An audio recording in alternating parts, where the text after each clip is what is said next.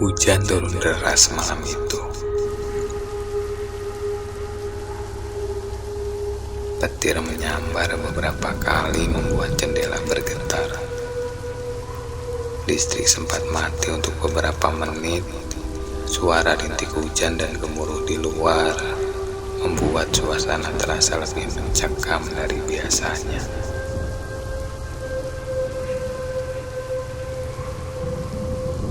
Sebut saja namaku Rian. Aku adalah seorang mahasiswa yang baru saja menyelesaikan kuliah S2-ku. Dengan kesibukan yang aku lalui selama aku kuliah, ingin rasanya melepas penat, beban di pikiranku selama aku tinggal dan kuliah di ibu kota. Aku memutuskan untuk menetap sementara di rumah peninggalan almarhum kakekku yang telah meninggal sejak dari beberapa tahun lalu.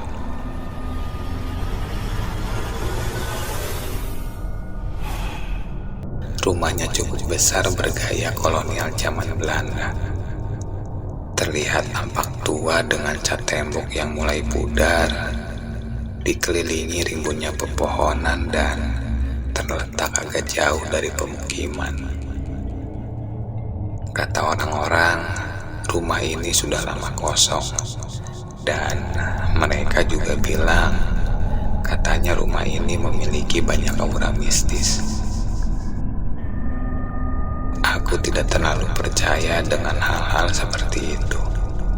Menurutku, itu hanyalah sugesti seseorang jika melihat rumah tua yang sudah lama kosong.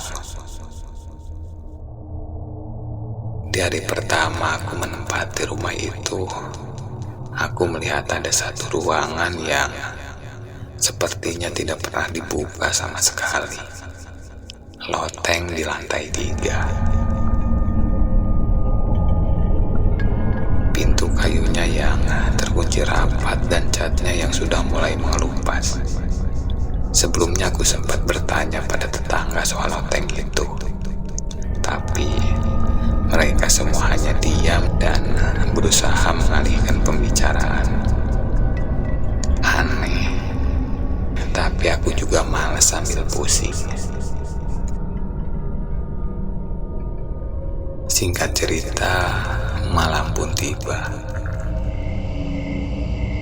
Saat listrik tiba-tiba padam, aku mendengar suara ketukan dari lantai atas.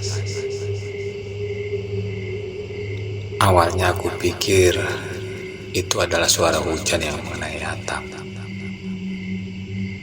Namun, suara itu terdengar sangat ritmis, seperti seseorang yang sedang mengetuk-ngetuk lantai dari dalam loteng.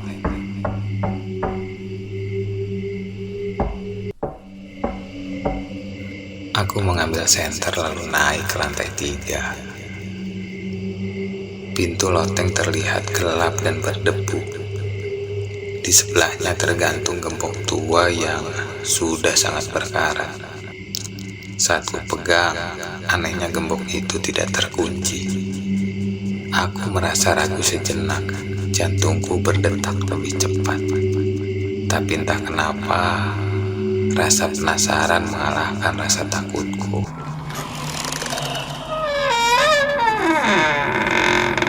Suara yang selnya berderit seperti tidak pernah dibuka selama bertahun-tahun. Tangga kayu yang mengarah ke atas sangat rapuh, tapi masih bisa aku injak. Dengan senter di tangan, aku naik perlahan ke loteng. Udara di loteng terasa lebih dingin dan pengap. Bau kayu tua bercampur debu membuat napasku terasa berat.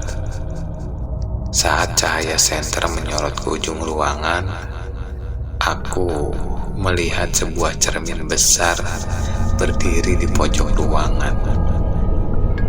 Bingkainya dibuat dari kayu jati yang diukir rumit seperti motif zaman Belanda. Cerminnya sedikit buram dan terlihat terletak di salah satu sisinya. Yang terasa anehnya, meski hanya aku di ruangan itu, aku merasa seperti sedang diperhatikan dari dalam cermin.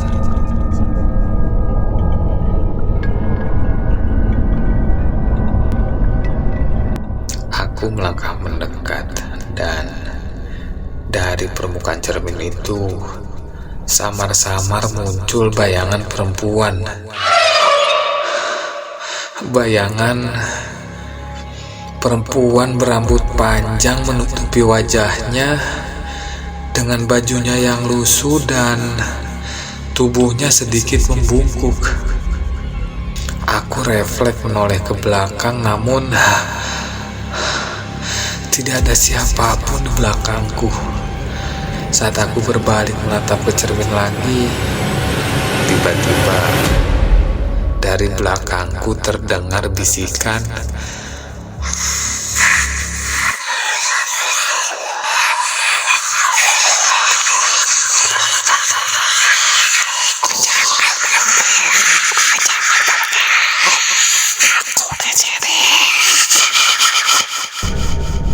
Aku terjatuh mundur, napasku terengah. Cermin itu kembali gelap, tapi saat aku menyorotkan senter ke sudut ruangan, aku melihatnya lagi. Sosok perempuan itu berambut panjang dengan wajah yang rusak setengah gosong, tapi matanya menatap langsung kepadaku. Dia berdiri diam, tapi perlahan mulai melangkah ke arahku.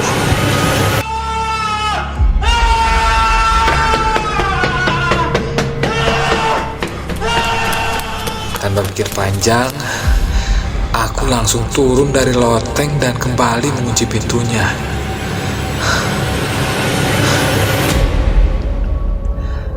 Malam itu pun aku tidak bisa tertidur nyenyak. Mimpi buruk menghantuiku tentang sosok perempuan dengan mata kosong berdiri di depan cermin dan sambil menatap ke arahku. Keesokan harinya aku mencoba melupakan kejadian tadi malam, dan kupikir itu mungkin hanya halusinasiku akibat karena kelelahan. Aku pun memutuskan untuk mencari tahu mengenai sejarah tempat ini. Aku menemui Pak Dodi, tetua kampung yang dulunya juga teman dekat almarhum kakekku. Saat kutanya soal loteng, raut wajah Pak Dodi langsung berubah. "Jangan pernah buka loteng itu, nak," katanya pelan. "Kakekmu dulu juga pernah mengalaminya. Itu bukan cermin biasa. Dulu, sebelum rumah ini dibangun, tanah ini adalah tempat pembantaian tentara zaman Belanda. Salah satu korban yang paling kejam dibunuh adalah seorang perempuan pribumi. Mereka memaksa dia menunjukkan tempat persembunyian para pejuang, tapi dia menolak. Akhirnya dia disiksa dan dibunuh di depan sebuah cermin besar yang ada di pos penjagaan. Cerminnya katanya menyimpan kutukan. Siapapun yang menatapnya bisa terbawa masuk ke dalamnya." Setelah malam itu, aku merasa ada yang berubah di dalam rumah ini. Suasana yang dulunya sunyi sekarang terasa berat. Setiap lorong, setiap sudut seolah mengawasi langkahku. Yang paling parahnya, aku sering mimpi buruk tentang cermin itu dan sosok perempuan yang terus menatapku dari dalamnya.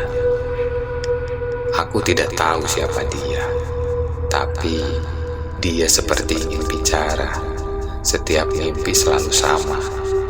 Aku berdiri di depan cermin dan dia berada di balik permukaannya.